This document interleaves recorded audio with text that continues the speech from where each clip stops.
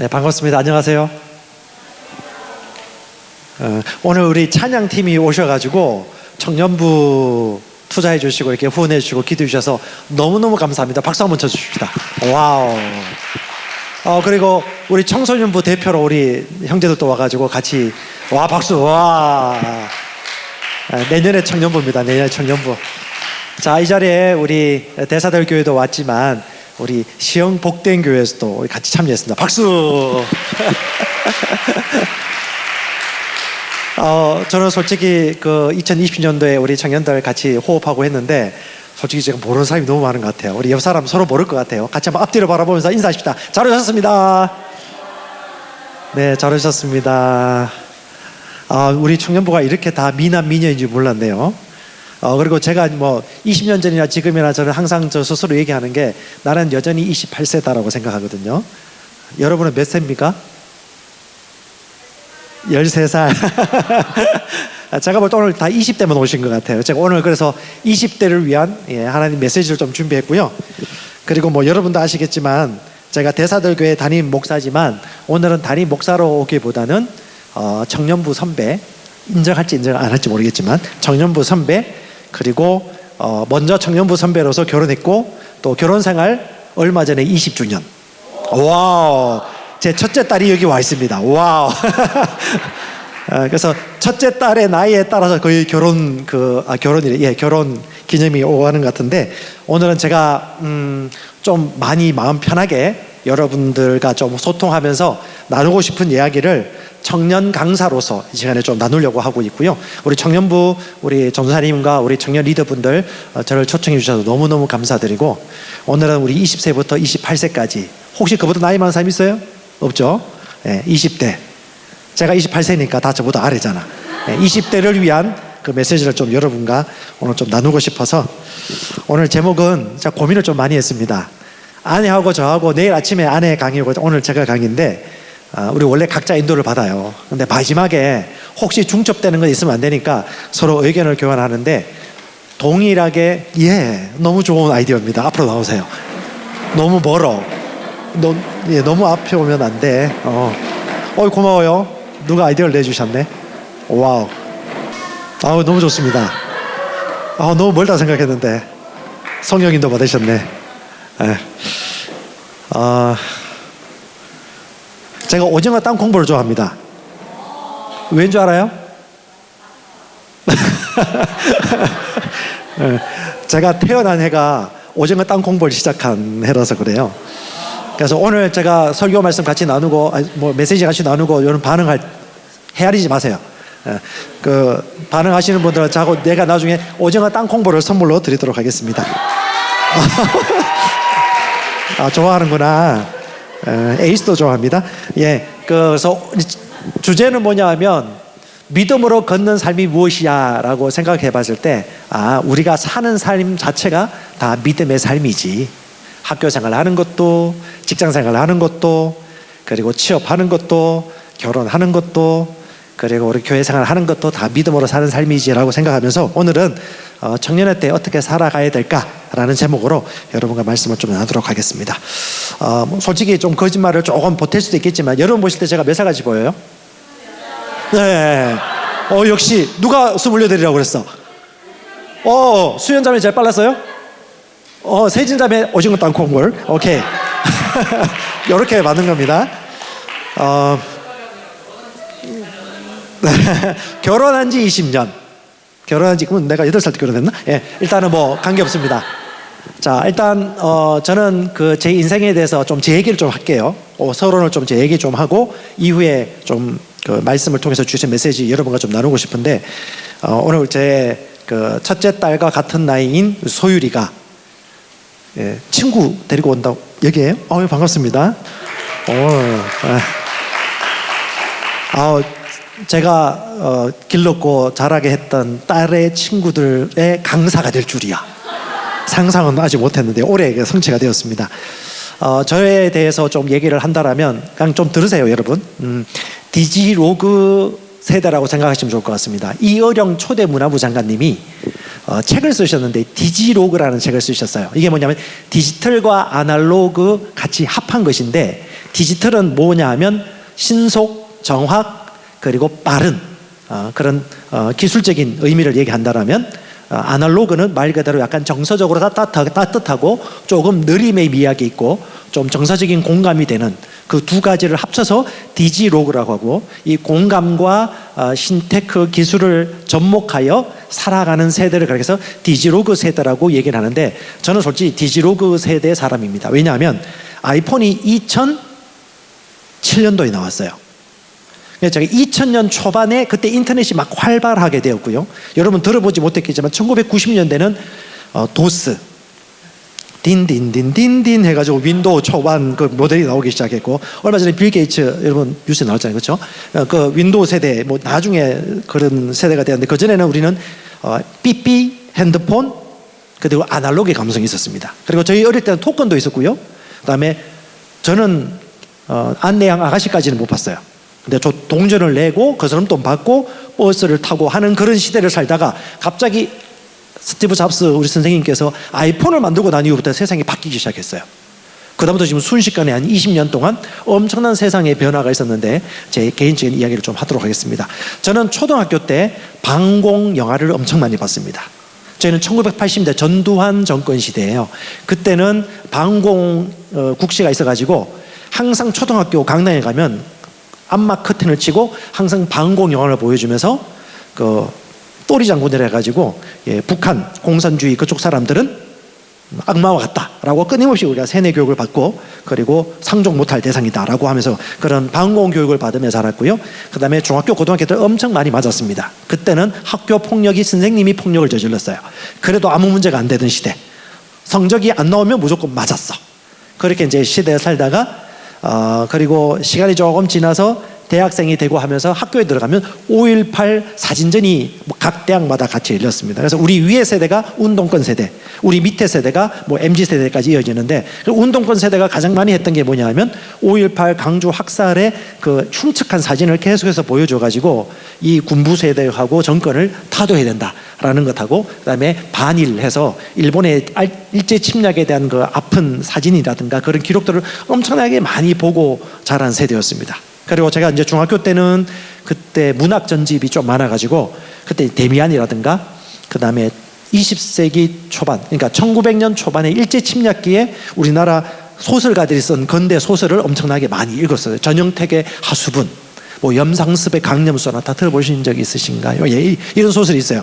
이런 소설이 상당히 어두워요. 근데 그런 소설을 읽으면서 나름 이제 문학 소년으로 좀 생각도 좀 하고 시도 짓고, 그 다음에 저는 연애 편지를 많이 썼었어요. 왜냐하면 저는 생각보다 글 쓰는 걸 좋아해가지고 저기 멀리 있는 학생들과 함께 연애 편지 주고받으면서, 그렇다고 뭐 진지한 연애는 한 적은 없습니다. 뭐 보기보다 생각보다 제가 얼굴은 잘생겼고 인기는 많았는데 연애는 생각이 없었어요. 그러다가 대학교 들어갈 때 큰 사건이 있었습니다. 제가 죄송합니다, 따라하지 마세요. 고등학교 때하고 대학교 때 저를 영적으로 인도해 주는 선생님은 없었어요. 제가 초등학교에 예수님 믿고 난 이후에 중학교 고등학교 때는 엄청 학생의 임원 활동을 하면서 교회 수련회라든가 뭐 이런 걸 대부분 앞에서 리더하고요, 그렇게 살았는데 누가 저에게 지도해 주는 사람이 없었어요. 그래서 저는 음주 가무를 좋아했습니다. 그래서 먹고 마시고 놀고, 제 그 유전 인자를 약간 우리 첫째들이 담은 것 같은데, 그래서 신났어요. 흥겨웠고 그렇게 이제 살고 있다가 대학에 들어갔는데, 대학 들어가서 제가 누구보다 전도를 엄청 열심히 했습니다. 왜? 불신자 친구들하고 술을 먹었거든요. 그 자리에 가서 부으라 마셔라 하면서 저는 술 취하지 않으면서 절제하면서 그들에게 복음 전해야겠다, 이 복음 전파에 대한 투철한 의식을 가지고 걔들하고 어울리면서 엄청 용건도 고등학교 때 진짜 많이 했고요. 대학 들어가서 또 그렇게 살았습니다. 그런데 어느 날 그때 대학 선교단체 동아리방이 있는데, 그 동아리방에 앉아서 제가 기타를 치면서 하나님께 찬양을 부르고 있었어요. 그때가 20살이었습니다. 20살 4월인가 5월달입니다. 그때 머리털이 많았어요. 찬양을 하면서 경배를 하고 있는데, 그때 저는 친구들도 많이 만나고 복음도 전하고 그렇게 열정적으로 살던 친구였는데, 찬양을 하는 가운데 그때 여러분 알지 모르겠지만 작은 불꽃 하나가 큰 불을 일으키요, 이 찬양을 부르는데 갑자기 제 심령 안에서 울리는 소리가 들렸어요. 깜짝 놀랐습니다. 내 안에서 뭐라고 했냐면, 너 이렇게 살면서 나를 기쁘게 할 수 있겠냐? 너무 생생했어요. 깜짝 놀랐어요. 왜냐? 저는 하나님도 모르고 성령도 모르고 열심히는 살았지만 성령의 내적 음성이라든가 직감이라든가 이런 걸 전혀 인도받은 적이 없거든요. 가르쳐주는 사람도 없었고. 그때 충격을 받고 난 다음에 그 다음날 인생이 바뀌어버렸습니다. 20살 그때 그 다음날 술을 끊었어요. 끊지 않을 수가 없었어요. 왜? 내 안에서 소리가 들리니까. 그리고 갑자기 그때부터 어떻게 했냐면 낮이고 밤이고 복음을 전하고 영혼을 구원하면서 하는데 이 새로운 기쁨이 내 안에서 막 솟아나는 거예요. 그렇게 대학생활 하다가 이대로 대학을 졸업하기엔 너무 아쉬울 것 같아서 그때 한창 1990년대 이후에 우리나라 여행이 자유화되었습니다. 90년대 이전에는 해외여행 꿈도 못 꿨던 시대였어요. 그때 중공이 있었습니다. 근데 그 중공에 잃어버린 영혼들을 구원하기 위해서 대학생들이 선교단체 훈련을 많이 갔어요. 단기 선교 훈련을 많이 갔는데 제가 1996년도 그때 처음 필리핀에 선교를 갔었고요. 그 다음에 2000년대 들어오면서부터 2번인가 3번을 중국 시안이라고, 여러분 장안이라고 들어보셨을 거예요. 중국의 장안, 가장 중앙에 있는 곳인데 그곳에 단기 선교를 가게 되었는데 거기 중국에 있는 영혼들이 너무 귀하고 사랑스럽고 복음 전하고 싶은 거예요. 我是韩国人,你是谁呀? 认识很高兴. 예, 조금 하는 거예요. 조금 하는 건데 그 중국어 하면서 너무너무 그 영혼들이 너무너무 사랑스러운 거예요. 그리고 그때 한창 우리 지금 찬양하고 있는 찬양팀의 원조격 우리 하스테반 선교사님이 그때 두란노 경배와 찬양하면서 길과 진리 생명 대신 예수 구원의 주 하면서 전하세 예수 찬양 차이나 중국에 대한 엄청난 그 열정을 가지고 노래를 많이 불렀습니다. 그러니까 중국에 대한 영혼의 그 갈급한 마음이 제 안에 있었던 거예요. 그래서 중국에 그 왔다 갔다 하면서 그냥 이 대학생활 몇 년 안 되는 거 그냥 졸업하기보다는 군대 갔다 온 이후에 나는 1년 정도는 내가 갭 하듯이 중국에 헌신하리라 라고 선교 가고 싶다고 마음 먹고 해서 중국 땅에 1년 동안 살러 갔습니다. 자, 연애 이야기는 제가 좀 이따 할게요. 그때 제가 우리 아내를 만났는데 아주 큰 사건이 있었습니다. 예. 제가 중국에 딱 가기 전에 제 마음에 갈망이 생기는 게 그때 저희 선교단체는 원칙이 있었습니다. 연애는 언제부터? 남자들은 군대 갔다 온 이후부터 가능하다. 이런 원칙이 있었고 여자들은 언제부터? 대학교 3학년부터. 이 원칙이 있었어요. 그래서 저는 또 FM이라 가지고 열심히 신앙생활하고 복음 전하고 제자사역 하다가 군대 갔다 오고 난 다음에 3학년 1학기 2학기인가 되자마자 눈이 불을 켜고 내 마음에 드는 자매를 이렇게 찾아서 때가 됐잖아요. 차마다 때가 됐잖아요. 눈에 불을 켜고 살펴봤는데 내 스타일의 자매가 있는 거예요. 그래가지고 저 옆에 있는 사람을 딱 불러서 저 자매 사귀는 남자 있냐라고 물어보니까 저 자매가 어느 날 얘기 들어 누굴 좋아하는 것 같더래. 그래서 그런 마음이 있으면 딱 끊어버렸어요. 또 어떤 자매 딱 알아보니까 마음이 있는 것 같은 또 어떤 형제를 좋아하는 것 같대. 그래가지고 아니구나 싶어서 제가 선교 가기 전에 사귀고 가려고 그랬는데 도저히 이건 아니가 싶어서 그때 마음이 참 행했습니다. 왜냐 외로움도 있었고 남들은 다 교제를 하는데 나 혼자 교제 안 할 수는 없잖아. 그래서 뭐 소문을 많이 들려. 나를 좋아하는 사람은 있대. 근데 아무도 대시를 안 해. 내가 어려운 사람이었는가 봐. 그래서 그때 주님 앞 제가 그때 새벽 기도 나가면서 하나님과 항상 아주 깊이 있는 관계를 맺었어요. 오토바이 타고 가다가 빙판에 넘어지기도 하고 그래도 그 새벽 5시 6시에 기도하러 갔었거든요. 아주 순수한 열정으로 그렇게 주님과 교제하는데 어느 날 기도하면서 제가 하는 게 기도했습니다. 주님 포기하겠습니다. 내가 열정적으로 찾고 있던 여자친구 다 내려놓겠습니다. 진짜 내 마음속에서 그렇게 고백했어요. 그리고 뭐라고 했냐면 주님 마태복음 6장 33절 주님 나라와 의를 먼저 구하겠습니다. 자, 이게 립서비스가 아니고 진짜 속에서 했단 말이에요. 주님의 나라와 의를 구하겠습니다 라고 하나님 앞에 딱 결단했어요. 마음을 먹었습니다. 그리고 3개월 동안 제가 아르바이트 선교비를 마련하기 위해서 충북 제천 땅으로 갔습니다. 그리고 그 제천에 있는 지역교회에 갔는데 거기서 세상에서 가장 아름답고 예쁜 어떤 한 자매가 저를 보고 있었어요. 이정선. 둘 다 첫눈에 반했습니다. 그리고 바로 연팜을 안 하고요. 바로 교제에 들어가고 2개월 3개월 교제하고 난 다음에 저는 중국 떠났습니다. 그리고 장장 1년 동안 절절한 연애를 편지를 보내면서 너무 힘들었어요. 연애는 떨어져 사는 게 아니야.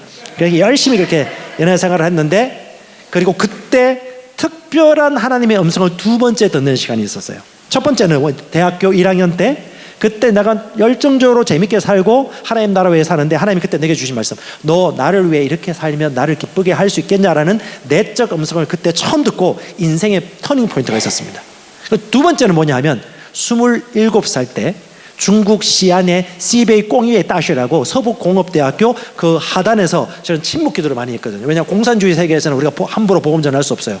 비밀스럽게 친구 관계 맺다가 때가 되면 그에게 예수 그리스도를 증거하고 그가 응답하면 모르게 성경 공부하면서 제자 훈련해야 되거든요.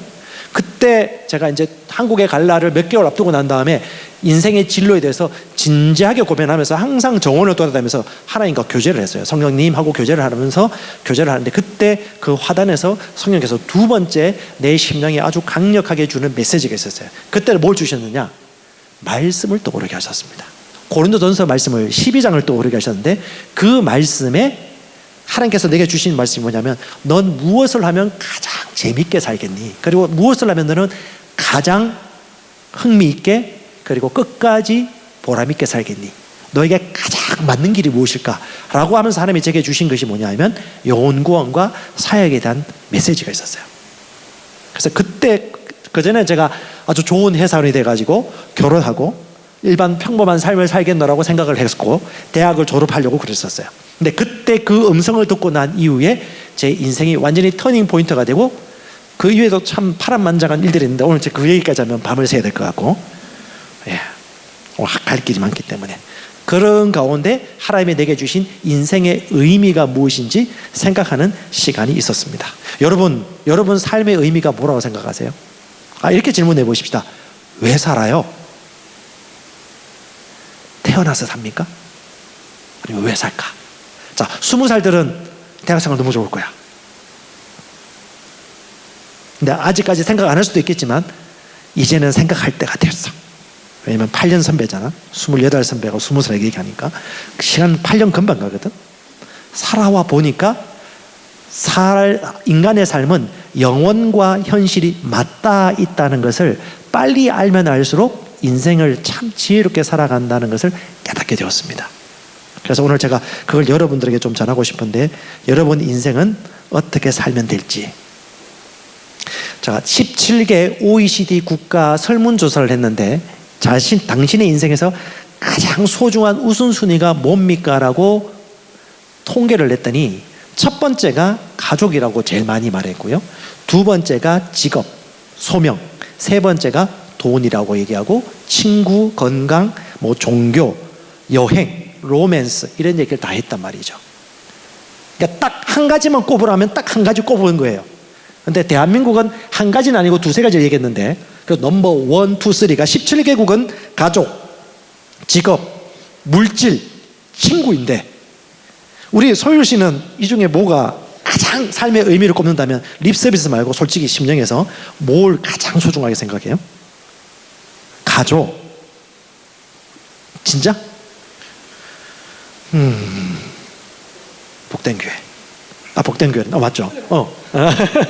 무엇이 가장 소중한 것 같아요? 우리 자매님한테는? 가족이에요.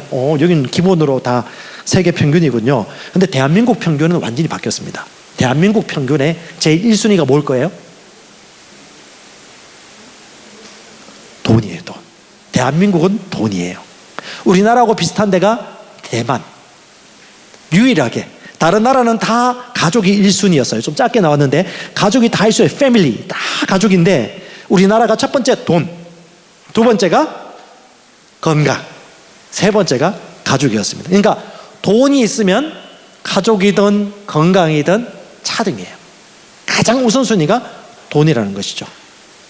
자, 여러분, 이 내 삶의 가장 소중한 우선순위가 무엇이냐에 따라서 그 사람의 인생관, 결혼을 할 때 선택할 수 있는 결혼관, 직장을 택할 때 직업관, 그리고 내 인생을 살아감에 있어서 어떻게 살지에 대해서 아주 중요한 결정을 할 때 이것이 내 인생에 가장 큰 영향을 미치거든요.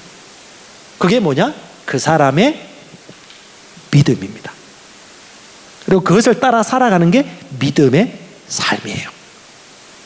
여러분, 사람은요 태어나서 반드시 죽어요.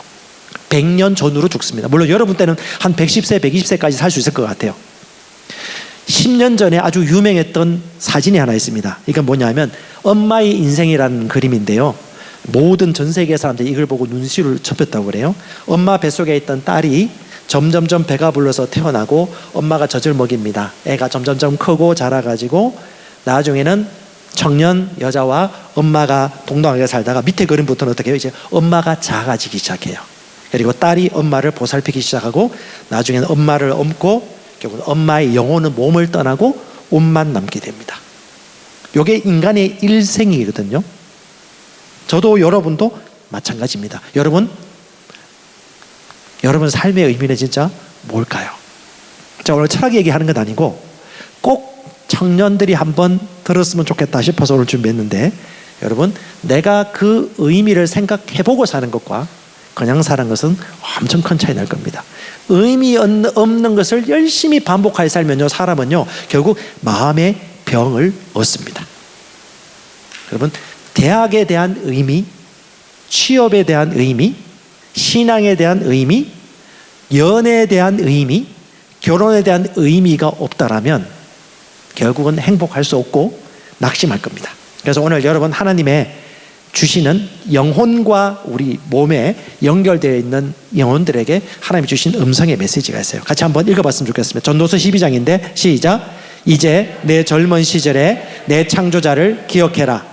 곧 재난의 날이 이르기 전에, 혹은 너가 말하기를 내가 이 해들을 기뻐하지 아니라 하노라 하는 그런 해들이 가까이 이르기 전에, 해와 빛과 달과 별들이 어두워지기 전에, 혹은 비가 온 뒤에 구름들이 되돌아오기 전에 기억해라. 아멘. 저희 아버님은 5년 전에 돌아가셨습니다. 어머니 지금 요양병원에 있어요. 어머니가 지금 정신이 말짱해요. 근데 몸은 근육이 없어요. 그래서 계속 앉아 있고 누워 있어요. 너무 힘들대요. 몸은 움직이지 못해 정신은 너무 또렷또렷한 거야. 어머니도 시간이 되어지면 하늘나라 갈 겁니다. 어머니 인생이 그렇듯이 우리 인생도 결국은 끝이 날 거예요. 근데 하나님이 뭐라고 말하냐? 너의 창조주를 기억하라고 말합니다. 뭐냐? 너의 근원, 난 어디서부터 왔는지 생각하라 라고 얘기하고 있는데, 제가 약간만 정리를 좀 해드릴게요. 이게 우리 인생의 기초인데 한번 따라서, 사람은 영이다. 네, 영적 존재인데요. 자, 사람은요 의미 없이는 행복하게 절대 살 수 없습니다. 의미 없는 행동을 반복하면 반드시 인생의 의문을 갖게 되고 낙심하거나 번아웃에 빠집니다. 의미 있는 인생을 살아야 되는데 그 의미는요 다 달라요. 만약에 그 의미가 있다면 어떤 어려움이 온다 할지라도 반드시 극복하고 이겨낼 것입니다. 그런데 그것을 극복하지 못하는 이유는 그것에 대한 의미를 못 찾았기 때문에 포기하는 거거든요. 우리 사랑하는 월십 리더 최 간사님께서 로이를 낳았단 말이지, 로이에 대한 인생의 의미를 찾지 못한다면 아무리 로이를 키우면서 오는 수많은 어려움과 난관들을 그냥 내버려 놓을 거예요. 근데 그게 가치가 있으면 아이를 키우면서 오는 기쁨으로 살아갈 겁니다. 결혼도 마찬가지예요. 인생의 의미가 있습니다. 결혼의 의미, 진학도 마찬가지고 학교생활도 마찬가지입니다. 그리고 성경은 말합니다. 노화는 일을 그만두는 순간부터 시작된다. 그래서 성경에서는 여러분의 일, 직업에 대해서 상당히 강조를 하고 있고요. 이제 23살, 24살 되면 학교 졸업하고 우리 청년들이 취업을 하는데, 이 취업 이후의 삶이 우리 인생과 상당히 밀접하게 연관되어 있는데, 일을 그만두는 순간부터 사람은 늙기 시작합니다. 목표가 없어지기 때문에. 그 다음은요, 변화와 성장은 살아있는 사람의 본성입니다. 그러니까 살아있다면 성장해야 돼. 성장하지 않으면 금세 지루해하고요, 인생의 허무함을 느낍니다. 그래서 계속해서 성장해야 되고요. 그 다음에 진짜 행복은 어떤 것을 이루기보다는 신과의 관계, 그리고 나와 함께 살고 만나는 사람과의 관계에 진정한 행복이 있다는 것을 이제 결론을 내리게 될 것입니다. 그래서 오늘 이걸 여러분에게 좀 풀어놓도록 할 것인데요. 나 파이어족이 되고 싶다 하신 분 있습니까? 파이어. 싸우는 거 말고 빨리 이 세상에서 필요한 재정을 채워서 마음껏 없어요? 우리 교회는 그런 청년 없나? 파이어족 하고 싶다. 없군요. 나는 직장 생활을 구하나 직장 생활을 할 때 나는 좀 여유 있게 조금 할 거 다 하고 싶다. 이 청년들은 무슨 생각하고 있나? 난 그냥 열심히 종처럼 살고 싶다. 열심히 일하고 싶다. 이거예요 다? 요즘 청년들 대부분 파이어. 네, 파이어족을 되고 싶고요. 뭐 직장과 일자리를 구하더라도 청년들이 요즘 이제 3D 직종은 거의 안 가요. 왜? 자기 하고 싶은 거 그리고 여유를 갖고 여행도 가고 싶은 그런 여유 있는 일자리를 찾는다고 그래요. 워라밸 추구하고 싶죠. 그래서 그런 직장은 엄청나게 경쟁률이 높습니다. 요즘 이제 중국인들이라든가 제3세계 국가 노동자들이 와서 우리나라 모든 직장을 가지고 있는데요. 청년들은 나름 여러 가지 꿈과 열정이 있습니다. 근데 중요한 건 여러분 꼭 기억하셔야 돼요. 내가 지금 걷고 있는 이 길의 끝은 어디로 가는 것인가? 오늘 여러분 한번 생각해 보신다면 여러분의 인생관, 직업관에 대해서 놀라운 변화가 일어나게 될 것입니다. 성경에는요, 사람은요, 영이고 혼을 가지고 있고 육체 안에 살고 있다고 말합니다. 진짜는 영이에요. 생각, 느낌, 선택을 가지고 있습니다. 오늘 여러분이 선택했기 때문에 이 자리에 있는 것이고 생각하고 있기 때문에 말씀을 듣고 믿음으로 반응할 수 있는 거거든요. 그래서 제가 오늘 여러분들에게 제가 좀 관심 있어 하는 분야가 뇌과학입니다. 뇌과학을 하나님의 말씀에 접목해서 그걸 좀 풀어서 줄 것이고요.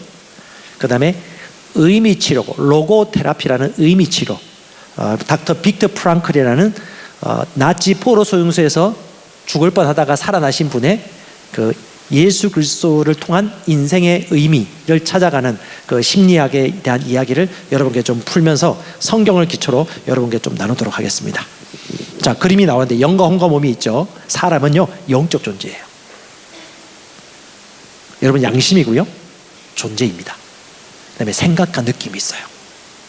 그 다음에 육체 안에 살고 있습니다. 저는 늙지 않을 거예요. 왜? 은퇴 안 할 거기 때문에. 그리고 주님과 만날 것입니다. 여러분도 영혼입니다. 영혼 몸이에요.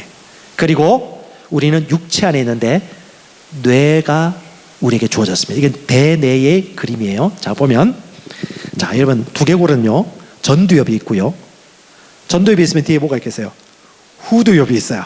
옆에는 측두엽, 예, 위에는 두정엽이라고 있어요. 그러니까 앞, 뒤, 좌우, 그리고 위에 뇌가 있는데, 자, 여기서 보면 후두엽은요 보는 거예요. 시각. 그래서 비디오 게임을 좋아한다든가 쇼츠를 좋아한다든가 유튜브를 많이 보는 사람은 어떤 뇌가 발전하냐? 후두엽이 발전하고요. 그 다음에 아주 소리에 민감하고 듣는 것에 아주 민감한 사람은 요 측두엽이 청각을 담당하고 있습니다. 그리고 위에 두정엽은 뭐냐면 감각, 공간 지능, 뭐 이런 감각, 공간, 손, 접촉하는 요 감각의 능력이 많은 거고요. 이 앞에 있는 뇌는 뭐냐면 전두엽인데 이게 가장 하나님을 닮은 인식하고 의식하는 기능, 통제하고 조절하는 기능, 상상하는 기능을 가지고 있어요. 예를 들면 운전할 때 운전자가 생각하고 판단하고 조절하죠. 그게 전두엽과 같고요. 그 다음에 눈은 후두엽, 귀는 측두엽, 손이라든가 발의 어떤 감각은 두정엽을 갖고 있는 것이죠. 자, 청소년들, 네, 청소년 우리 뒤에 있네. 자, 청소년들의 전두엽은요 작아요. 그러니까 뭐가 잘 안 될까? 통제가 안 돼. 통제.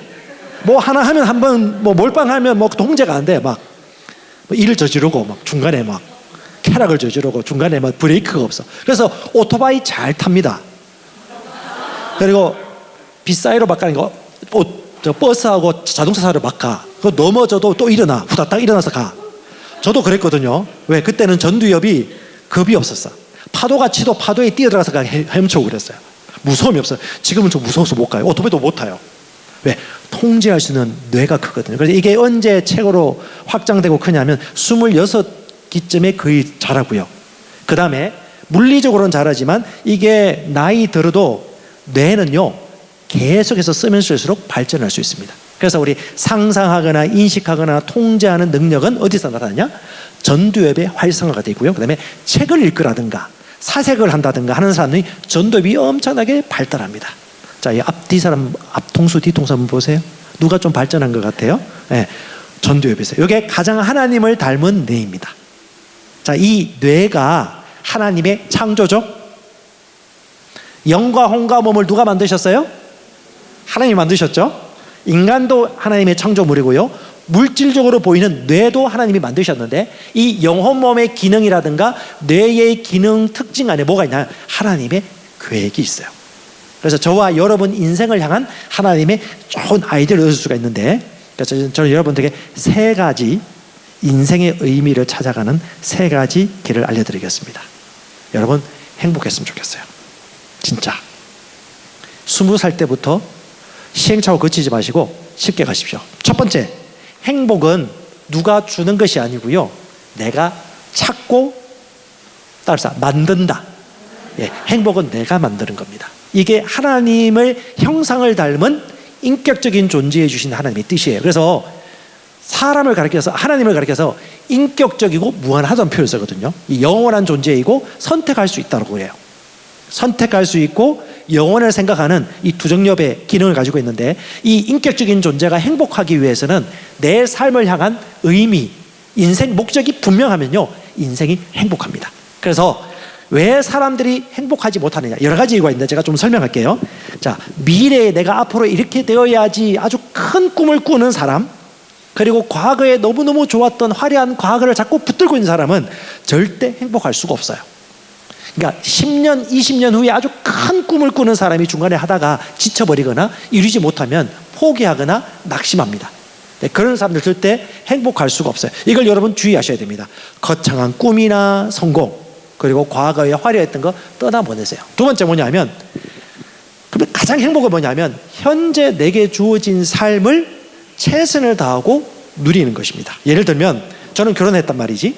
결혼 생활하면서 행복을 누리지 않으면 언제 행복할까요? 누군가 하면 죽어야? 아니잖아요. 결혼하고 행복해야 되거든요. 그럼 결혼 생활이 행복해야 돼. 그쵸? 자, 그러면 난 공부가 너무 싫어, 빨리 대학 끝났으면 좋겠어. 그러면 대학 끝나면 공부가 끝나나요? 제가 죄송해요, 우리 20살 때 미안한데 평생 시험이 있다, 평생 공부가 있다. 근데 시간이 지나가면서 내가 좋아하는 공부와 분야는 선택할 수 있어요. 그건 여러분이 앞으로 다른 얘기 하면 안 되지. 그래서 진짜 결혼이든 직장생활 끝나면 행복할 것 같다. 나 직장 때려치우고 싶어. 그냥 스트레스 받아서 안 돼요. 놀고 싶어. 하와이 갈 거예요, 그래? 직장생활에서 행복하지 못하면 직장생활 보통 몇 년 해요? 30년 이상 할 거 아니야. 그럼 그 사람처럼 불행한 사람 어디 있어? 그렇죠? 그렇죠? 손흥민은 지금 LAFC가 있는데 엄청 행복해요. 왜? 자신이 좋아하는 걸 즐기면서 하거든요. 직장 생활을 하는 사람이 직장이 재미가 없다, 결혼 생활을 하는데 지옥이다, 불행한 인생이에요. 똑같습니다. 그래서 여러분, 사람들이 불행하거나 만족하지 못한 이유는 딴 거 아니에요. 첫 번째, 이거 알아야 돼요. 내가 가지고 있는 목표를 크게 잡아. 근데 그 목표를 이루지 못하면 이루기까지가 항상 불행해. 그 목표가 크면 클수록. 왜? 이루어야 되거든. 자, 파이어족이 되고 싶다. 얼마 정도 있어야 돼요, 요즘? 전 잘 모르겠습니다. 파이어족이 되려면 얼마 정도 필요할까요, 요즘? 8억? 그 기준은 뭔지 모르겠네. 8억 갖고 될까? 8억, 어쩌고 10억 합시다, 일단. 10억. 자, 우리 문석영 이제 10억 쉽게 벌 수 있겠습니까? 어떨 것 같아요? 평생 10억. 10억이면 껌이에요? 오케이. 자, 그러면 만약에 10억을 못 이뤘다, 실패한 인생이 되네. 그쵸? 그 목표가, 이것에 내 행복의 목표와 삶의 의미를 두면요, 그 목표를 이루지 못하면 낙마하고 좌절하거나 포기하거나 자기 인생 탓하게 될 거예요. 또 하나가 뭐냐 하면 다른 사람과 비교가 돼. 누군 10억, 20억 벌었어. 근데 인스타 보니까 나만 아니야. 누구는 몰디브 가서 음료수를 마시네. 나는 몰디브가 뭐야? 방콕도 지금 못 가고 있고, 방콕 하고 있어요 지금. 얼마나 마음이 고통스럽고 지옥 같겠어. 그러니까 여러분, 어떤 목표를 정하고 난 다음에 그 목표를 이루지 못하면 평생 불행한 삶을 살아야 되고, 남과 비교하면 항상 비교당하거든. 왜? 나보다 공부 잘하는 사람이 있어요, 없어요? 나보다 축구 잘하는 사람이 있어, 없어? 나보다 센스가 좋은 사람이 있어, 없어? 나보다 다리 긴 사람이 있어, 없어? 있지. 항상 있거든. 10억 벌면 20억 버는 사람이 있고, 내가 운동 잘하면 저 사람이 나보다 더 운동 잘하거든요. 저는 중학교 때 느꼈습니다. 저는 나름 달리기 잘한다고 해서 100m 대표로 나갔어요. 4명 중에 3등 했습니다. 그래도 절대 안 나갑니다. 날고 기어요. 우리 대사들 교회 우리 청년들하고 장년분들 운동 잘하시는 분들 진짜 많아요. 절대 겸손하셔야 됩니다. 날고 기는 분들이 많아요. 절대 남과 비교하거나 목적이 거창할수록 절대 행복할 수 없습니다. 그래서 중요한 건 뭐냐? 행복은 지금 내가 하고 있는 일 혹은 공부, 그리고 내가 만나고 있는 사람, 가족이나 함께 맞닿고 있는 사람과의 관계 속에서 지금 그 의미를 발견하지 못하면 절대 행복할 수 없다. 그리고 그 의미를 이루어가는 그 과정이 행복하지 않으면 언제 행복할까? 행복할 수 없어요. 그래서 중요한 것은 뭐냐 하면 지금 내가 하고 있는 일의 의미와 그 안에서 내가 성장해가는 그 과정을 여러분들이 반드시 발견하셔야 됩니다. 자, 성경은 짧게 이렇게 얘기합니다. 전도서 3장에 아주 중요한 솔로몬이 이 세상의 모든 부와 보화, 그러니까 이 사람은 수천억 수조 원의 재산을 가진 사람이었다고 생각하시면 돼요. 그가 이렇게 전도서에서 얘기하고 있습니다.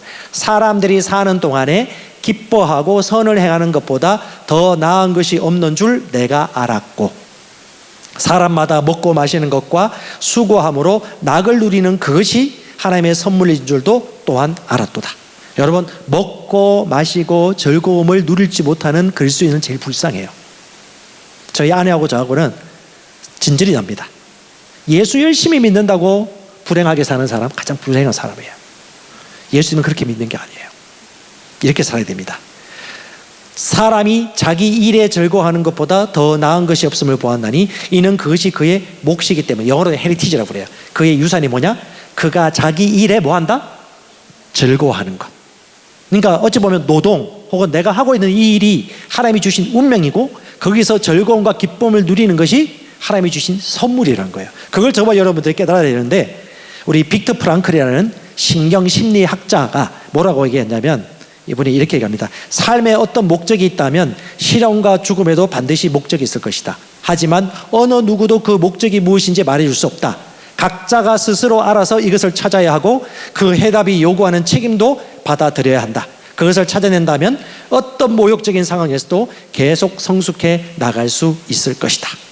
자, 1930년대 나치 히틀러가 2차 세계대전을 일으켰습니다. 그때 유대인 600만이 학살당했습니다. 그 유대인 오스트리아 신경정신과 의사가 빅터 프랑클이에요. 이 사람이 결국 끌려가지고 포로 수용소에 들어갔습니다. 자기 가족들 다시 만나고 싶은 마음으로 그 포로 수용소하면서 끝까지 자기 생의 의미를 놓지 않고 다시 만날 날을 기대했어요. 그 의미가 첫 번째, 자기 사랑하는 아내를 다시 만날 것이다. 그 희망을 품었습니다. 근데 자기와 함께 수용소 생활하고 있는 많은 유대인들 중에 어떤 사람은 일찍 죽어나가요. 어떤 사람은 오래 살아요.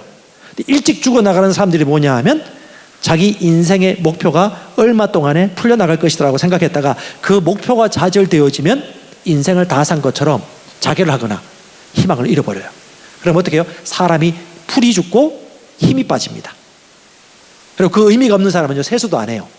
근데 빅터 프랑클은 어떻게 했냐면, 물 주면 그 물 반은 마시고요, 반은 고양이 세수하듯이, 세수 안 했지만 눈곱도 떼고 세수하면서 머리도 빗고 하면서 사람다운 모습을 한 거예요. 근데 참 신기한 게 나치 간부들과 병사들이 사람을 죽일 때 조금 사람 모양 나던 깨끗한 사람들을 죽일 때 양심의 가책을 느끼는 거예요.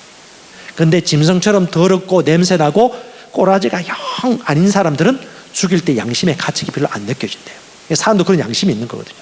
그 가운데 이 사람이 살아나가지고 나중에 연합군이 이겨가지고 자유함을 얻었는데 자기 여동생 빼고 자기 아내, 자기 가족들 다 죽었습니다. 그때 이 사람이 깨달은 게 있었어요.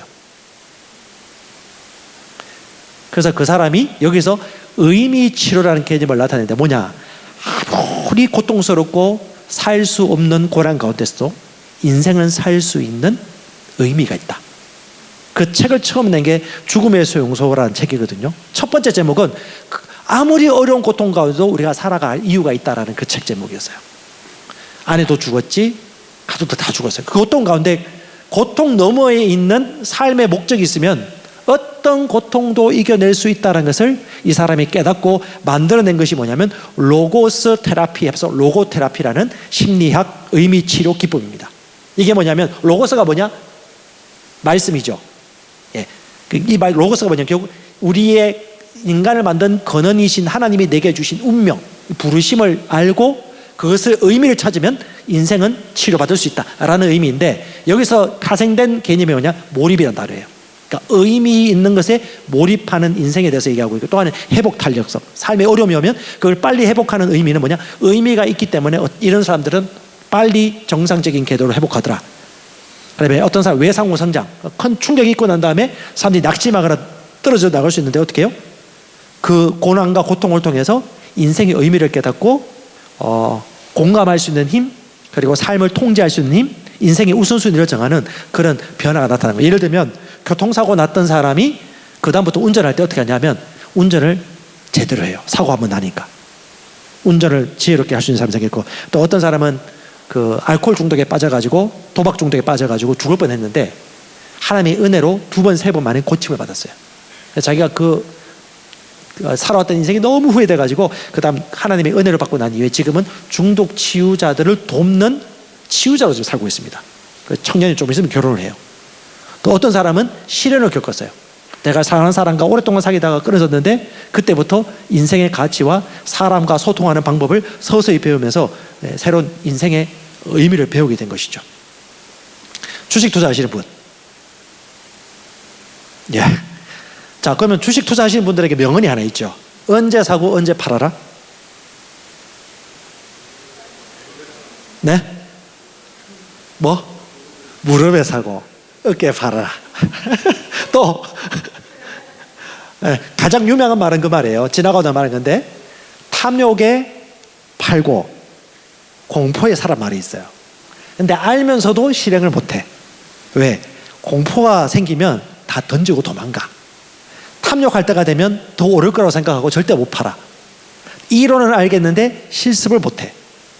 그런데 자기가 지금까지 열심히 청년 때 돈을 벌었던 그 돈을 공포의 시대에 팔아가지고 돈을 꼴깍 잃어버렸을 때 그 공포와 아픔과 두려움 가운데 2번, 3번 그걸 하면서 인생의 경험을 배워. 그러면서 뭘 배우냐?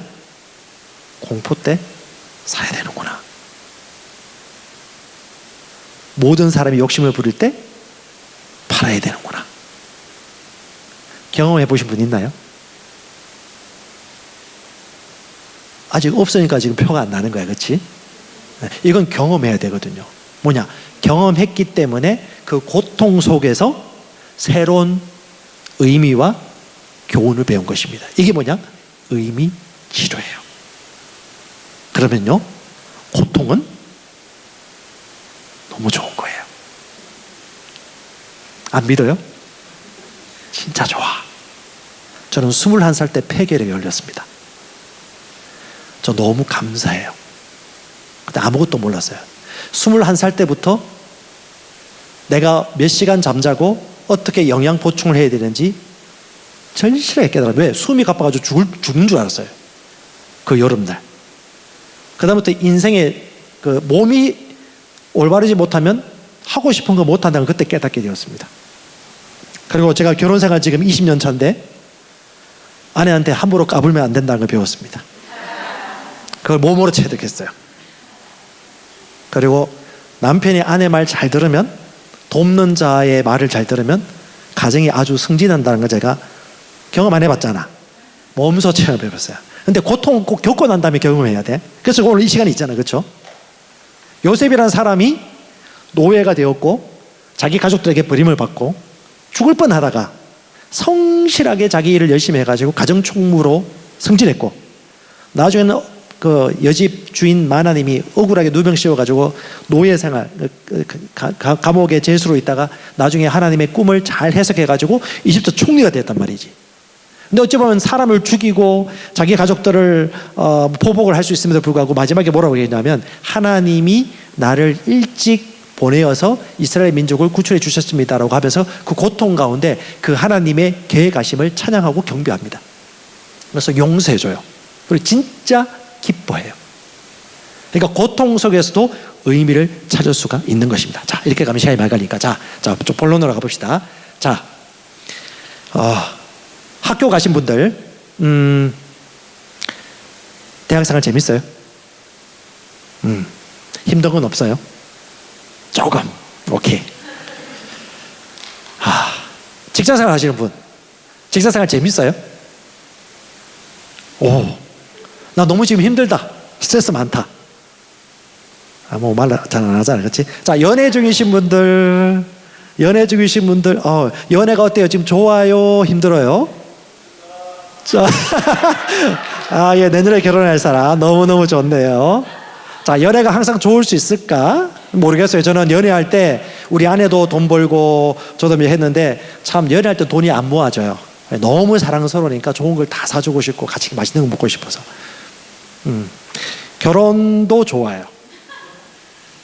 왜 웃는지 모르겠는데 결혼도 좋아요. 아기도 좋아요. 하지만 어려움도 있고 고통도 있습니다. 하지만 그걸 통해서 뭘 배우냐? 삶의 향기가 나기 시작해요. 제가 만약에 결혼하지 않았다면, 제가 만약에 인생에 그런 고난이 없었다면 나는 이만큼 될 수 있었을까? No. 어려움을 겪었기 때문에 자립할 수 있었고, 돈에 대한 어려움을 겪었기 때문에 돈의 가치를 알게 되었고, 다른 사람과의 관계 속에서 약속을 지키지 않을 때 얼마나 불행한 일들이 생길지를 알고 난 이후에 약속을 함부로 하면 안 된다는 것과 내가 말을 함부로 안 된다는 것을 배우기 시작했죠. 저희 집 딸이 추천해가지고 얼마 전에 저희 모든 가족이 모태솔로지만 연애를 하고 싶다라는 너무 재밌게 봤어요. 제가 생물학적 나이는 조금 이제 반백이 안 되는데 사람 심리는 똑같은 것 같아. 나도 갑자기 연애 시절 돌아갔대. 너무 재밌어. 하정목이라는 친구가 있는데 자기 의견을 정확하게 표현해야지 둘이 뭉실하게 모두 예의를 차리다가 모든 여자가 다 자기를 좋아하는 줄 알고 저희의 20대 생활이 시작됐어요. 저는 20대 모든 사람이 친절했거든요. 미안합니다. 하여튼 여러분, 하정목, 이도, 김상호, 노재윤, 제가 이름을 외울 정도로 이 친구들의 캐릭터 하나하나를 보면서 어떻게 저 공감을 못할까? 어떻게 자기 의사를 저렇게 표현하지 못할까? 어떻게 제 마음을 저렇게 몰라다볼까? 어휴, 너무 답답해. 그런데 여러분, 얼마 전에 그들 속편으로 해가지고 개인적으로 인터뷰한 TV 영상이 나왔는데 보니까 얘들이 이 프로그램을 거치면서 엄청 성숙했더라고요. 멋있어졌어. 그러니까 그 아픔을 겪고 난 이후에 노재윤이 지금 연애하고 있고요. 하정목이는 이제 자신의 잘못했다는 그것을 깨닫고 난 다음에 유교적인 삶을 벗어나가지고 지혜롭게 연애할 수 있는 힘이 생겼더라고요. 연애도 해보면서 경험을 하는 거죠. 결국은 이제 이 모든 고통과 어려움들이 자기 인생에서 다 도움이 됐다는 것입니다. 그래서 여러분에게 질문해 보고 싶습니다. 자, 여러분 지금 일하고 있는 분들, 일의 고통이 더 큽니까? 아니면 일에 대한 여러분 의미가 더 크십니까? 연애하시는 분들, 연애의 고통이 더 큽니까? 연애에 진짜 어떤 의미가 있습니까? 먹고 살기 위해 일합니까? 먹고 살기 위해서 사업할까요? 왜 일하고 왜 사업하나요? 결혼하기 위해 연애합니까? 그럼 결혼한 다음에는? 결혼의 의미가 있습니까? 결혼의 고통이 더 클까요? 자, 공부한 친구들, 공부의 고통이 큽니까? 공부의 의미가 있습니까? 자, 성경은요, 일은 고통이 아니고 축복이고 선물이라고 얘기합니다. 자, 창세기 3장이 이 땅에 죄가 들어온 시절인데요, 죄가 들어오기 전에 일이 있었어요. 그래서 하나님이 에덴 동산을 만들고 난 다음에 에덴 동산을 경작하게 하셨습니다. 이 경작하다란 말이 히브리어 따라서 아바드. 아바드가 뭐냐면 섬기다, 예배하다라는 의미예요. 그러니까 예배하고 섬기는 일들이 죄가 들어오기 전부터 있었고 너무 즐겁고 좋은 거였어. 그런데 창세기 3장에 죄가 들어오고부터 이 일이 고통스러운 일이 되어버렸어요. 그런데 원래 이 일은요, 하나님이 주신 축복의 통로였습니다. 이 일을 하면 뭐가 좋았느냐? 하나님과 함께 다스리는 동력자였어요.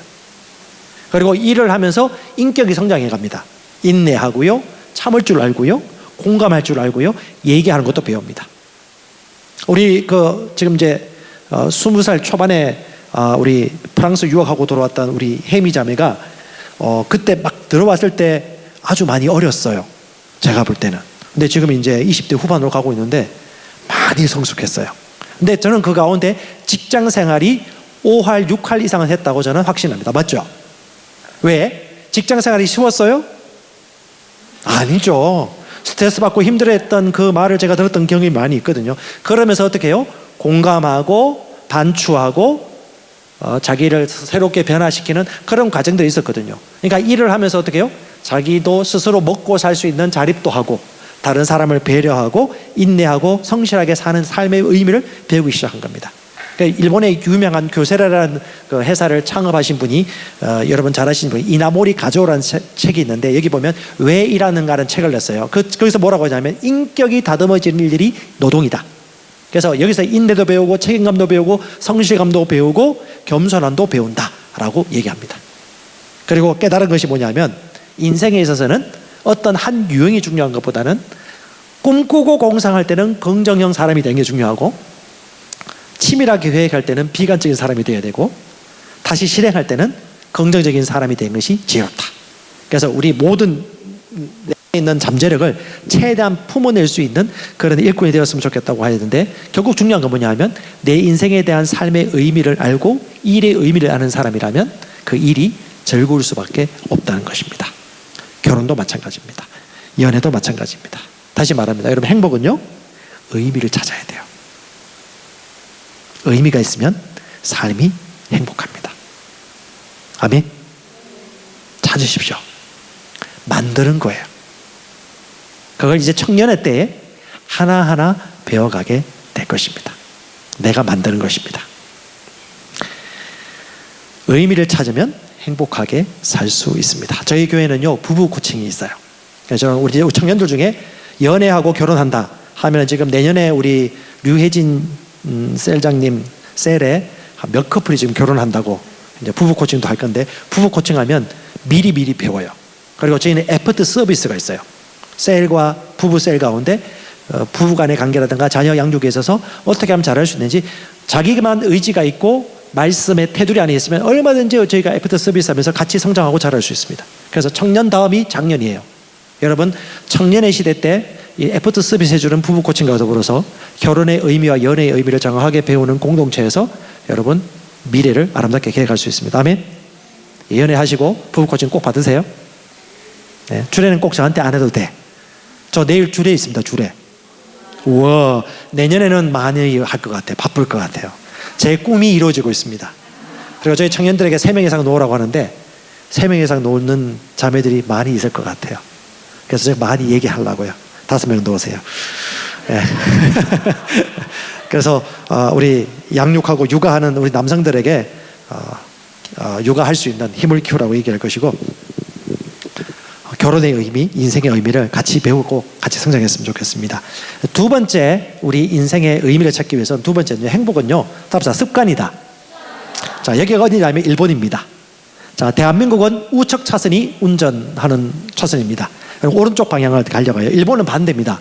왼쪽에서 가고요 운전대가 오른쪽에 있습니다.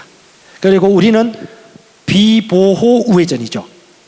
여기는 초록 불일 때 좌회전 해야 됩니다. 그리고 우회전은요 무조건 비보호예요. 따로 없으면 무조건 비보호야. 근데 한국은 비보호 이름이 적혀 있고 신호가 있어야지 좌회전할 수 있죠. 근데 일본은 하지 말란 거 이외에는 다 할 수 있어. 그게 창세기하고 비슷해요. 창세기에 뭐죠? 아담과 하와에게 이 땅에 있는 모든 것을 먹되 유일하게 선알게 알게 하는 나무 열매를 먹지 말라고 그랬죠. 어찌 보면 일본의 그 운전 문화가 좀 더 하나님이 자유를 주신 문화하고 너무너무 비슷한 것 같아요. 근데 여러분 일본에서 운전해보면 한국에서 열심히 한 사람이 일본 가면 운전하기가 어려워요.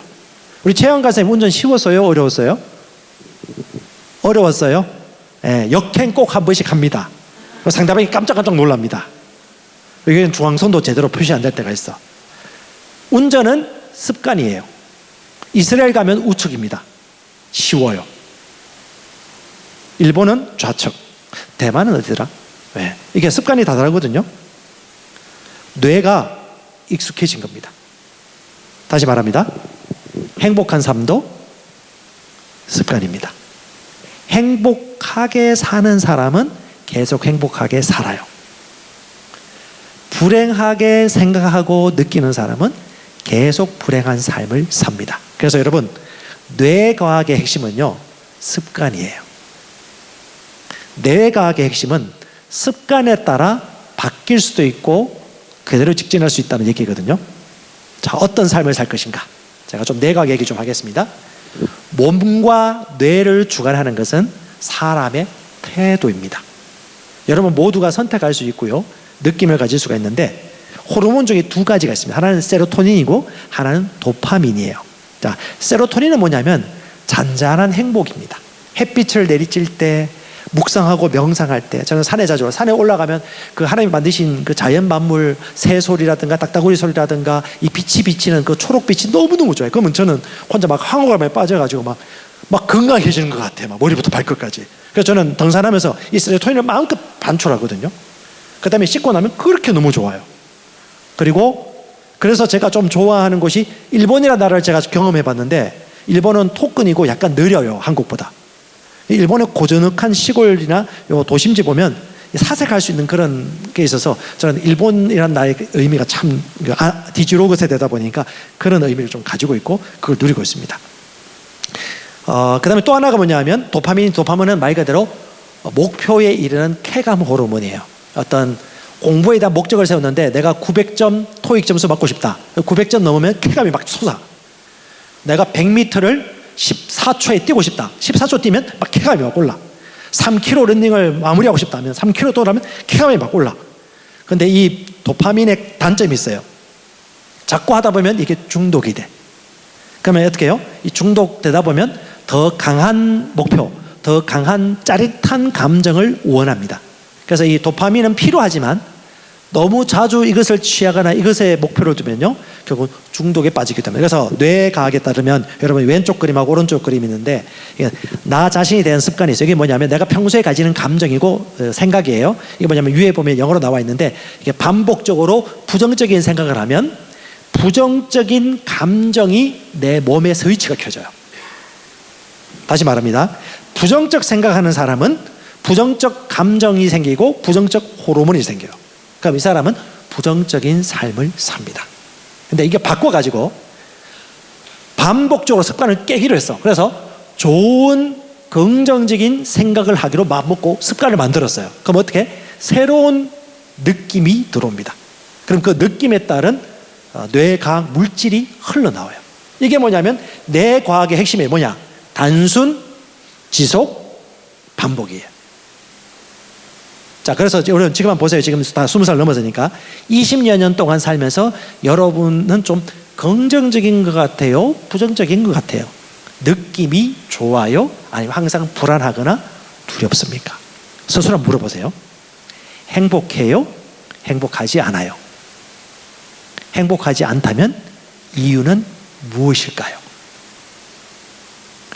자, 보십시다. 목표와 성취를 가지고 내가 인생을 살다 보면, 아까 얘기했지만 5년, 10년, 15년 이후에 목표를 이렇게 세우는데 그걸 이루지 못하면 그 이루는 과정이 너무 고통스러워요. 이게 도파민의 일종입니다. 도파민은 목적이거든요. 그러니까 목적 지향적인 사람이 목적을 이루는 방법은 좋은데 한 가지 흠이 있어요. 뭐냐? 목적을 이룰 때까지는 행복할 수가 없어. 항상 인상 쓰고 진지하고 고통스러워. 옆에 사람도 힘들게 만들어. 왜? 그 도파민이 이루기까지는 쉴 수가 없거든. 그리고 그 사이 부정적 감정이 습관을 줍니다. 그래서 이런 사람들에게 필요한 습관이 뭐냐면, 내가 작은 것을 이뤘을 때 감사할 수 있고 행복을 누릴 수가 있어야 됩니다. 그래서 이주머리 가조 박사님도 하는 얘기야. 당신의 기업의 목표가 무엇입니까? 하면 우리 기업은 목표가 없습니다. 딱 1년의 목표만 있습니다. 3개월, 6개월, 1년만 최선을 다해서 오늘 내게 주어진 일, 그리고 내가 만나는 사람에게 나는 최선을 다하고 미래의 목표는 없습니다 라고 하면 자기는 걸어간다는 거야. 그러니까 여러분 인생에 있어서 넘어지거나 절망하거나 낙심하지 않는 최고의 방법은 목표를 너무 거창하게 잡기보다는 당장 내가 성취할 수 있는 목표를 잡고 그 성취를 이루어가면서 매일매일 감사하고 기쁜 마음으로 살 수 있다면 그 사람은 행복한 습관을 누리며 사는 것입니다. 그리고 또 하나가 뭐냐면 자기에게 맞는 일에 몰입하고 그 다음에 그 하나하나를 성취감을 얻는 삶을 사는 거예요. 저는 독서를 좋아합니다. 책을 읽으면 너무 좋아요. 저는 제가 아주 모르게 혼자 가는 처인구에 카페가 있습니다. 그 앞에는 논밭이 있어요. 거기서 커피 한 잔과 달콤한 케이크 조그만 거 먹으면서 내 과학책을 읽으면 너무 행복해요. 아무도 나에게 방해할 수 없는 그 시간. 너무 그때 막 세로토닌이 막 분비돼. 그때 막 느껴져요. 머리부터 발끝까지 지금 내 세포하고 몸이 아주 건강해지고 있다. 제가 그걸 느껴요. 느끼면요, 됩니다. 건강함을 느끼면 돼. 그거 되는 거거든요. 선택하고 그렇게 사는 거예요. 그 다음에 저는 가족들과 함께 한 시간 좋아하고요. 그 다음에 저는 그 대학교 21살 때 깨달았던 영혼 구원의 기쁨을 누렸어요. 그래서 영혼들에게 복음 전했을 때 그가 예수 만나고 난 다음에 그 영혼의 안식을 누릴 때 그 기쁨을 제가 알아요. 군대 갔을 때 내가 전도했던 그 친구가 자기 여동생과 엄마를 구원을 받기 위해서 아침마다 기도한다는 편지를 받을 때 그 어느 누구에게도 표현할 수 없는 그 짜릿한 감정이 군대 생활에서 막 올라오더라고. 그때 그 기쁨을 알았어요. 아, 이게 어떤 성적이라든가 뭐 어떤 돈으로 얻을 수 없는 기쁨이라는 것을 그때 제가 알게 되어서 그 다음부터 이제 사역을 하게 되었고요. 그다음에 영혼 구원 사역하는데 행복하고 좋아요. 어찌 보면 저희 아내가 항상 저한테 얘기합니다. 당신 참 좋겠다고, 당신 좋아하고 하고 싶은 거 한다고. 맞아요. 그래서 제가 하고 싶었고 제가 좋아하고 질리지 않는 걸 하고 있어요. 안 질려. 물론 어려움은 있을 수 있고 긴장은 있을 수 있고 과정은 있겠지만 질리지가 않아. 무슨 말이에요? 의미가 있기 때문에 어떤 어려움이 오더라도 견딜 수 있는 힘이 있어요. 왜? 이 의미와 운명을 내가 알고 있기 때문에. 아마 여러분들에게도 있을 것입니다. 저는 이렇다는 거예요. 그리고 저는 전인치유에 대한 관심이 많아요. 영혼, 몸, 전인치유. 독소 빼는 거. 그 독소가 뭐냐? 습관에서 만들어진 독소거든. 마음의 독소, 몸의 습관의 독소. 그래서 이걸 전인치유하기 위해서 결국은 마음의 습관도 바꾸고 몸으로 먹는 거라든가 운동하는 것도 습관을 바꾸고 느낌을 가지는 것도 습관이거든요. 그걸 바꾸는 거 하면 이 사람들이 온전하게 되겠다라는 생각이 들어오게 되면서 제가 관심 가진 게 내과하고 자연치유예요. 이런 분야에 대해서 제가 고민을 좀 하게 되었고, 그 다음에 선교지에서 교회를 개척해서 그들과 코치하고, 그 다음에 통일을 위한 젊은 세대, 다음 세대 청년들을 세우고 그들이 취업하고 직장을 가질 수 있도록 도와주는 이것을 하기 위해서 작년인가요? 그때 오가니 퍼블릭 스퀘어라는 비영리 법인을 세웠어요. 이걸 이제 모금도 모으고 땅도 앞으로 살 것이고 전인치유센터를 만들어서 여러분들이 좀 나이 들었을 때 제가 여러분들의 해독도 해주고 같이 빌드업 해줄 수 있는 그런 것도 제가 도와줄 수 있습니다. 이런 것들을 꿈꾸고 생각하고 가는 과정이 너무 좋아요. 그게 뭐냐? 행복이라는 거죠. 요즘 우리 찬양 인도자님께서 주일 저녁마다 멤버들 모아서 찬양 그 멤버들 같이 경건하고 양육반도 가르치고 하는 거 보면서 너무 행복해 보이더라고. 지금까지 제가 살아오면서 우리 교회 와서 본 최양 간사님이 지금이 제일 행복해. 내가 볼 때는. 옛날엔 좀 불안해 보이는데 지금 너무 행복해 보여. 로이도 생기고. 그러니까 사람마다 행복한 게 있거든요. 그 행복이 뭐냐? 내 삶에 의미가 있고 즐거우면서 몰입할 수 있는 그것. 그것이 내게 의미가 있다면 어떤 고난과 어려움이 오더라도 이겨낼 수 있죠. 그렇죠? 결혼도 마찬가지예요. 공부도 마찬가지입니다. 의미가 있으면 달라요. 자, 뇌과학자들이 통계해봤습니다. 안면 피드백 효과라고 있어요. 이게 뭐냐 하면, 자, 우리 뇌신경이라든가 운동신경이 우리 뇌하고 연결되어 있거든요. 근데 만약에 어떤 지나가던 사람이 행인이 나에게 침을 뱉고 막 뭐라고 했단 말이지. 성질나, 막 하나. 근데 그때 이 연필을 입에 물고 이렇게 하는 거야. 열받고 하나, 힘들어. 근데 어떻게? 연필을 물고 표정을 좋게 만들어서. 그럼 어떻게? 뇌가 이 사람이 기뻐하고 있나고 느낀대요. 그냥 썩는 거지. 이게 뇌의 반사 효과거든요. 이게 하나님이 만드신 방법이에요. 여기에 뭐가 있냐? 인생을 사는 믿음의 방법이 있어. 뭐냐? 슬프고 힘들 때 뭐 하라? 연필 하나 가져와. 이렇게 해. 그럼 어떻게? 좋은 감정이 생겨. 자, 결혼할 거예요? 남편이 존경할 만하지 않아. 존경할 만한 건덕지가 아무것도 없어. 어떻게 존경할 수 있겠어요? 해야죠. 자, 보세요. 사랑할 만한 사람이 아니야. 그런데 어떻게 해요? 표정을 사랑하기로 마음먹고 웃는 거야. 나 너무 힘들어. 주위가 나를 너무 괴롭혔어. 하하하하 웃으면 어떻게 해요? 뇌가 반응해요. 전 이게 하나님이 만드신 영적인 원리라는 생각이 들어요. 물리적인 물질 뇌 구조가 정신과 감정에 따라 뇌 구조가 바뀌고 신호가 바뀌어요.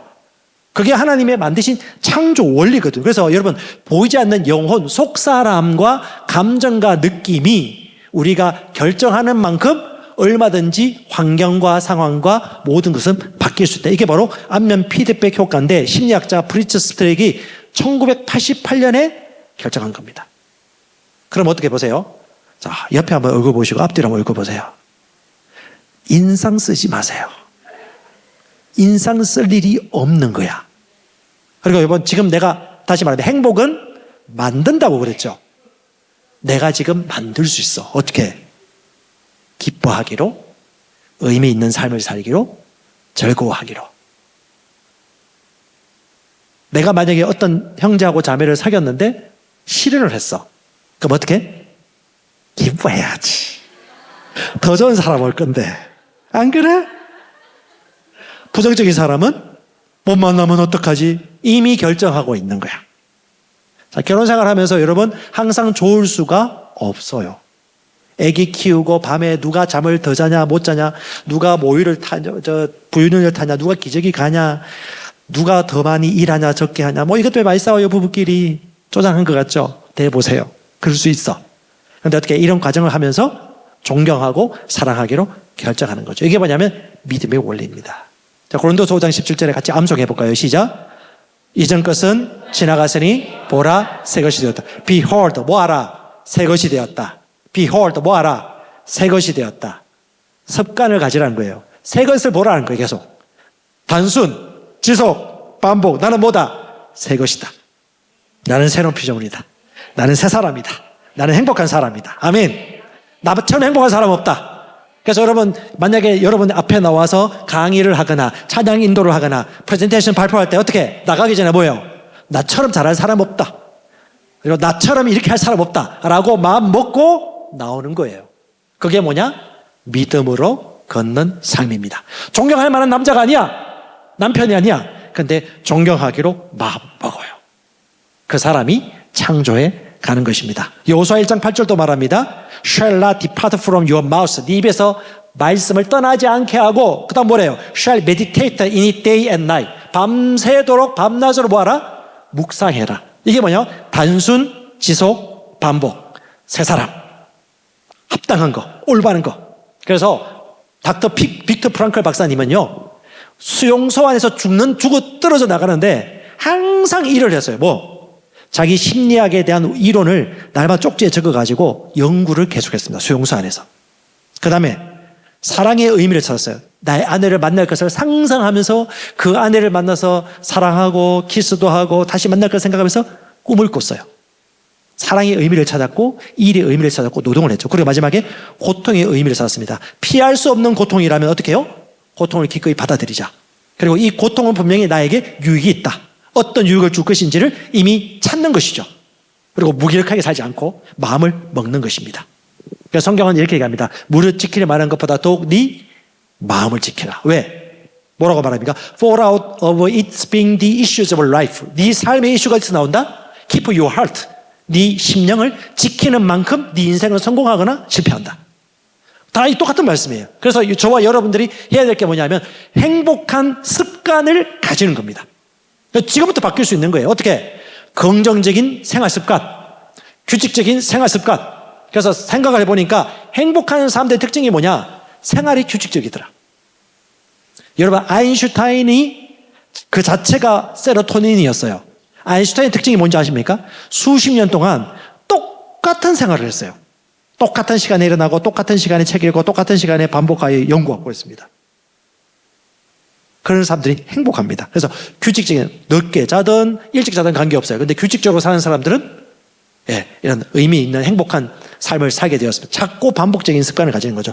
긍정적으로 생각하는 습관, 감사하는 거, 용서해 주는 거, 포용해 주는 거. 우리나라 박정희 대통령과 더불어서 우리나라 경제 발전에 중추를 이뤘던 유명한 기업인이 누구냐면 정주영 씨가 있습니다. 이 정주영 씨는요, 평생 동안 행복하게 살았어요. 그냥 일이 너무 재밌었어요, 이 사람. 즐겁게 했어. 그 실현이 있어도 실패는 없다. 그리고 이 사람은 엄청 긍정적이었어. 여러분 잘 아시듯이 하나도 조선소도 만들어지지 않은 이 배 만드는 기술이 없던 우리나라 거북선 하나 가지고 와가지고 우리나라 배를 만들겠다고 차가를 무료로 빌려오고요. 그 다음에 조수간만에 차가 큰데 거기에 폐유조선을 세워가지고 그 물의 흐름을 막아가지고 방파제도 만들고 뭐 엄청난 일들을 많이 만든 사람이 정주영 씨인데 정주영 씨는 항상 긍정적인 생각을 가졌어. 자, 여러분 한번 질문해 볼게요. 여러분 앞으로 잘 될까요, 삶이? 잘 풀릴 것 같아요? 결혼 잘할 것 같아요? 파이어족에 대해서 돈 많이 벌 것 같습니까? 의미 있는 살 것 같습니까? 10억 벌 것 같아요? 자신 있게. 자, 보세요. 지금 저와 여러분들이 어떤 생각을 합니까? 작지만 조그마한 것. 마음 먹으면 돼요. 마음 먹으면. 지금부터 상상하세요. 계속 상상하세요. 반복하세요. 그리고 계속해서 걸어가시면 되겠습니다. 행복은 습관입니다. 행복은 삶의 의미를 찾으면 행복합니다. 자, 마지막 세 번째는요. 나답게 사는 것이 최고의 행복입니다. 다른 사람 따라가거나 다른 사람 비교하고 쫓아가려고 할 필요 없습니다. 하나님이 나를 향한 의도가 있어요. 그걸 여러분이 인도받으셔야 되는데 여러분 성령님의 음성을 들으십시오. 그리고 여러분의 잠재력이 있어요. 그 잠재력은 발휘되어야 되는데 필요한 과정들이 있습니다. 그 잠재력을 이루어가면서 많은 고난과 과정과 어려움이 있겠지만 그런 과정을 통해서 여러분을 향한 하나님의 부르심, 운명을 발견하게 될 것입니다. 실제 여러분 먼저 해야 될 것이 뭐냐, 오늘 기도할 텐데 여러분 성령의 음성을 들으셔야 돼요. 저는 두 번의 그 인생의 터닝 포인트가 되는 삶의 의미에 대한 하나님의 음성을 들었습니다. 저는 여러분들에 비해서 새로운 피조물의 계시도 몰랐고요. 성령에 대해서 무대한이었고요. 제가 아내하고 연애하면서 엄청나게 많이 다퉜던 이유가 저는 성령의 성자도 몰랐던 사람이었어요. 근데 여러분들은 영안에서 기도도 하고 새로운 피조물의 계시도 배우고 있잖아요. 반드시 해야 될 거, 다른 어떤 것보다도 하나님과 친밀해 주십시오. 그리고 하나님의 음성을 들으세요. 오늘 여러분 기도하실 때 여러분 심령한 하나님이 주시는 음성이 있을 거예요. 주님, 내 삶을 향한 하나님의 뜻은 무엇입니까? 그리고 내가 어떻게 걸어가길 원하는지 여러분 물어보세요. 물어보면 하나님이 반드시 답해 주실 것입니다. 그거 누가 해줄 수 없어요. 빅터 프랑클이 얘기했죠. 각 사람만이 찾을 수 있다. 그 삶의 의미를 여러분 오늘 기도하면서 성령과 이 양심이 여러분의 말씀해 주실 것입니다. 두 번째는 T.D. 제이커스 목사님이 운명이라는 책에 나오는 건데 사람마다 거룩한 목적지가 있다고 그래요. 이 거룩한 목적지는 내게 준 하나님의 잠재력이 있는데 그 거룩한 목적지를 이루어가는데 시간이 필요하다고 그래요. 그래서 여러분들이 하나하나 도전해 가면서 두드리면서 될 때도 있고 안 될 때도 있지만 하나님이 약속해 주셨어요. 하나님을 사랑하는 자, 그 뜻대로 부르심을 입은 자들에게는 모든 것이 합력하여 선을 이룬다. 그리고 여러분의 기쁨을 주는 게 있어요. 그 기쁨을 주는 것에 기뻐하는 마음으로 하세요. 이왕 하는 거 억지로 하지 마시고 기뻐하는 마음을 가지고 즐겁게 하시면 되겠습니다. 그러면 거룩한 목적지에 도착하게 될 것이고 마지막으로 여러분만의 DNA가 있어요. 외향이든 내향이든 혹은 완벽주의형이든 혹은 덜렁덜렁형이든 감성형이든 직관형이든 관계없어요. 하나님이 여러분에게 주신 그 부르심을 여러분들이 반드시 발견하게 될 것입니다. 관심을 가지세요. 관심을 가지면 하나님이 가르쳐 주십니다.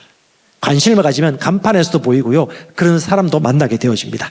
자, 예레미야 1.5절 같이 읽어볼까요? 내가 너를 뱃속에 짓기 전에 너를 알았고 네가 태에서 나오기 전에 내가 너를 거룩히 구별하였으며. 예, 하나님이 여러분을 알고 계십니다. 그렇기 때문에 그 알고 계신 하나님이 주시는 음식을 들으시기 바랍니다. 자, 시간이 되어서 이제 마무리할게요. 자, 우리 결혼하실 분들 잘 들으십시오. 앞으로 결혼하실 분도 있는데 결혼은 사람과 사람이 맺는 계약이 아니고 언약이라고 해요. 하나님이 중간에 있습니다. 남편과 아내가 사람과 계약을 맺지만 사람끼리의 약속은 약하고 불완전하기 때문에 약속을 어기거나 배반할 수 있어요. 근데 하나님과의 약속은 언약이라고 부릅니다. 이게 뭐냐면 죽을 때까지 포기할 수 없는, 배신할 수 없는 약속이라는 거예요. 그래서 결혼은 하나님의 언약입니다. 두 번째, 일은 고통이 아니라 축복입니다. 하나님이 처음부터 일은 행복한 우리의 삶이라고 만드셨어요. 그래서 일 속에서 의미를 반드시 찾으십시오. 일에서 의미 못 찾으면 인생이 불행해요. 그래서 내가 하는 일들 속에서 의미를 찾고 즐길 수 있어야 돼. 그리고 세 번째, 삶의 의미가 있는 사람은 항상 행복합니다. 의미를 찾으십시오. 주님이 말씀해 주실 거예요. 자, 결론 내리겠습니다. 우리가 믿음으로 사는 삶. 첫 번째, 하나님의 음성 듣기. 예, 음성을 들으십시오. 물어보면 돼요. 하나님이 말씀해 주실 거예요. 자, 두 번째, 시작. 내가 통제할 수 있는 오늘 최선을 다하기. 여러분이 할 수 있는 최선을 다하는 게 맞습니다. 최선을 다해서 공부도 하시고, 연애도 하시고, 또 결혼도 하시고, 직장도 구하시고, 최선을 다하십시오. 최선을 다하는 가운데 하나님이 길을 열어주실 것입니다. 구하라, 주실 것이요. 하나님이 구하라고 하셨지 고민하라고 하지 않았어요.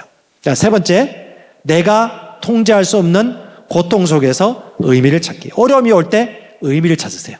물어보고 골방에 들어가시면 됩니다. 반드시 여러분 좌절할 일은 없어요. 지나가면요 너무 감사해요.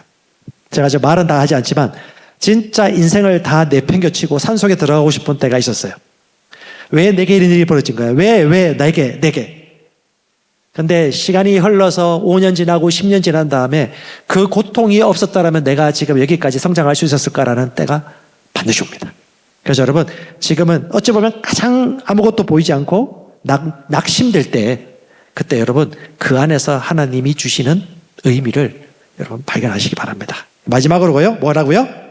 좋은 습관 지속하기. 자, 나쁜 습관 바꿔야 돼요. 부정적인 생각, 남 탓하고 내만 왜 이래라는 생각, 긍정적인 습관이 있죠. 긍정적인 생각, 그리고 규칙적인 시간, 그리고 끈기 있게 사는 거, 책임감 가지는 거, 그리고 뭐 누굴 만나든 간에 누구 남 탓하거나 부정적인 생각을 갖지 않고 게으르지 않고 한 걸음 한 걸음 성실하게 걸어가는 것입니다.